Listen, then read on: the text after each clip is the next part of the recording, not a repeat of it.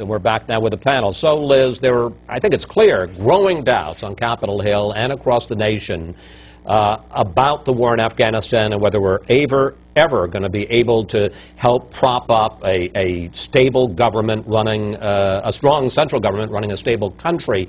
Are you still convinced that we have the right policy in Afghanistan?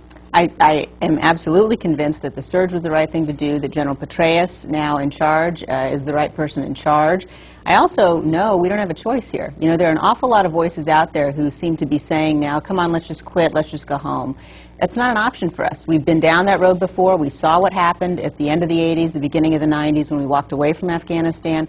We've got to stay there until we're able to create a stable, sovereign government that can prevent Afghanistan from becoming a haven again for terrorists.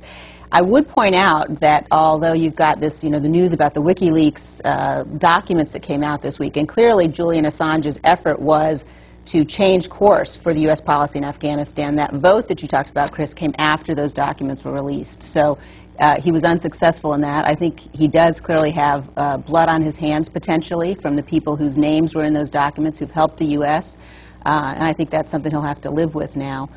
And just one further point on this, I would really like to see President Obama move to ask the government of Iceland to shut that website down. I'd like to see him move to shut it down ourselves if Iceland won't do it.